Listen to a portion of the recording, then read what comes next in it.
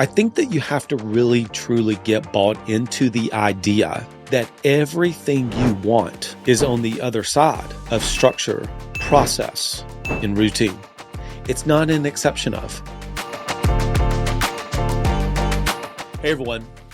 I don't know how you got into being a business owner, but my guess is you probably got into business for some level of freedom, flexibility, and arguably some financial success, and heck, maybe even to have some fun along the way.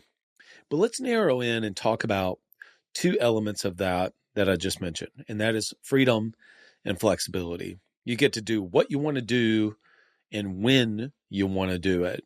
Sometimes those words can get interchangeable, and I think that's totally fine. But I think really it comes down to, what do you doing what you want to do, when you want to do it, with who you want to do it, and having the money to be able to do so.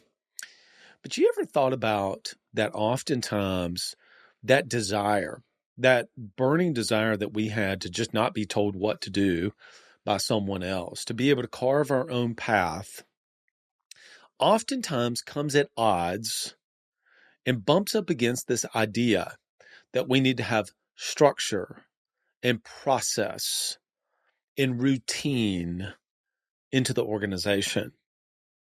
I think I was on the call and then ultimately on a podcast where I felt like this came up back to back.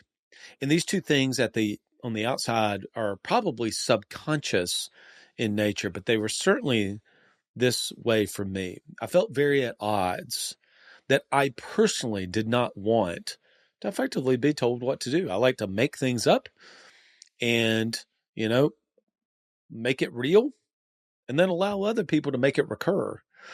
The problem is my desire for freedom and flexibility oftentimes butts up against what the business needs and what the team needs.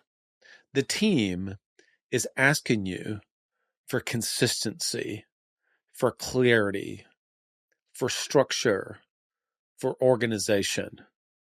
The business is asking for structure, process, and routine.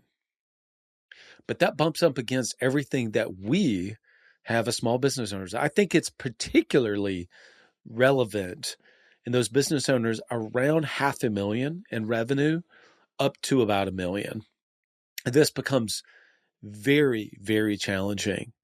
You start the business, you're running on adrenaline, you're almost like running from something. You're selling like crazy. You're effectively being the rainmaker. And that's really exactly what you need to do. You got to get air underneath the sails. One thing that does bother me a lot of times is if you hear from a very successful entrepreneur, business owner, and some people that are my mentors will share this stuff on social media as well. But it's almost like sometimes they've forgotten about what it looks like whenever they don't have money. Like significant amount of money. Things like, oh yeah, I would start a business and I'll immediately start that business with 3 or 4 people.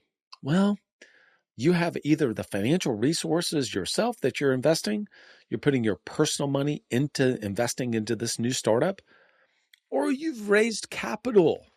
And so it's not all of your money that's at stake into this bootstrapped organization. But if they go back themselves to when they first started their company, oftentimes it was because they too had to work their tail off to get to a certain point. Marques Brownlee, as a YouTube, talks about this, where he was doing all the things. He was the genius with 1,000 octopus arms, and he had to start kind of beginning to cut those arms off. I think a lot of business owners really get stuck. Myself was included in this very much. They get stuck in that 300,000 to $1 million range. I think it becomes particularly relevant at $500,000 to $1 million. They've read the books at this point. They've had some level of success. They're maybe have upgraded the vehicle. They have a family member, maybe a spouse who no longer is working, or maybe working in the business with them potentially. And so they understand the idea of buying back their time to read, obviously to pull from one of Dan Martell's books. They've read the E-Myth, so they get that I need to work on it, and we would say work on it and above it. So they get that. They hear things like, they read EOS, or specifically read Traction, where it talks about having a visionary and integrator, and they see themselves as the visionary. They know that they need to work on it because they read E-Myth. They know they need to buy back their time, but they kind of feel like they're in a quandary. Like, where do I actually allocate my time with all of these type of things? The team has grown. Maybe I now have 4 or 5 people, so I've got a lot more direct reports than what I used to have. They know they need to kind of begin to build systems, but they're not really sure exactly how to do that.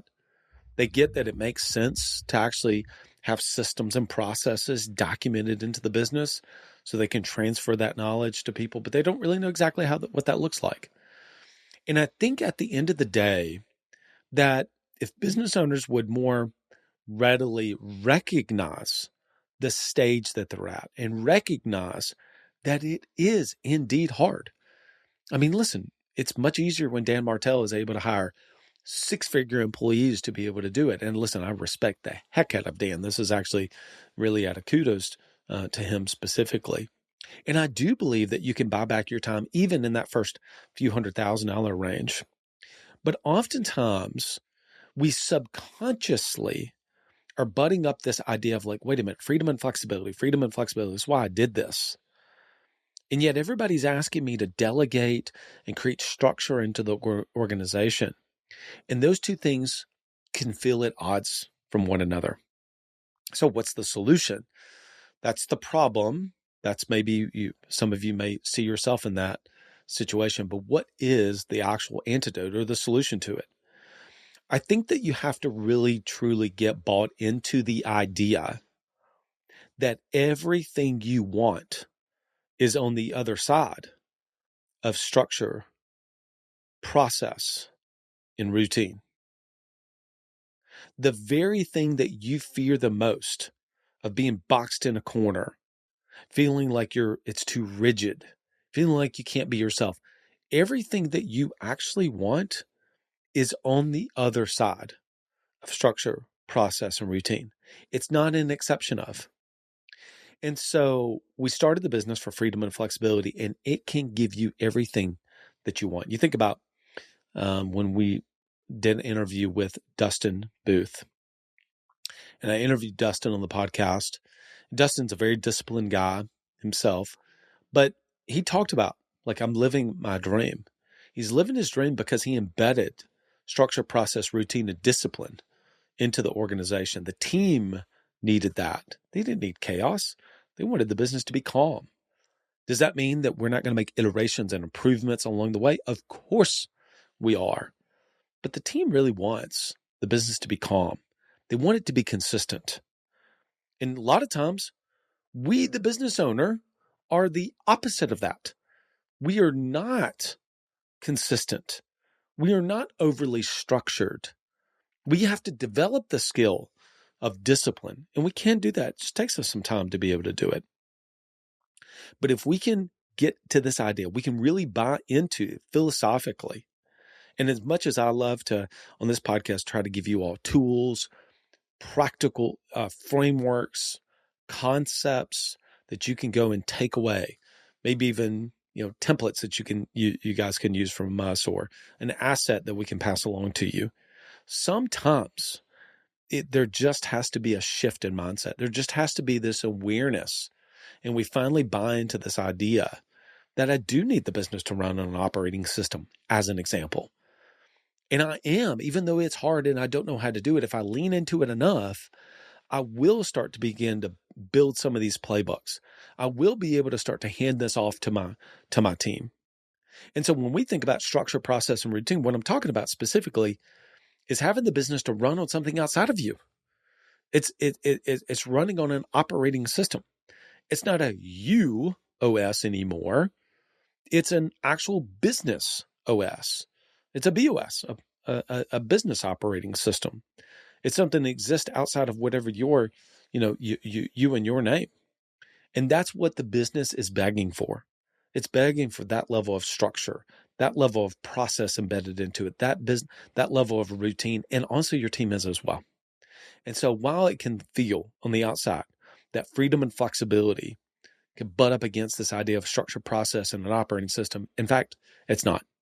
Everything that you want and the reason you got into business is for some level of freedom, flexibility, fun, and financial success. You can have all of that as long as it's on the other side of structure, process, routine, and specifically what we think of as a business operating system. By the way, I'd love to give you a couple free tools that can help you with this. If you go to our Above the Business Toolkit, go to blueprintos.com/assets. You can get access to our Above the Business Toolkit. And we got a few other things that help you kind of get your hands around the structure of the business operating system. What's a principle? What's a playbook? What is a system? What's the difference in a system and a process? Our tool can help you with that. We call it the OS architecture. Love to give that to you. blueprintos.com/assets. All right, everyone. Hope this served you well. Until next time, lead well and go be great.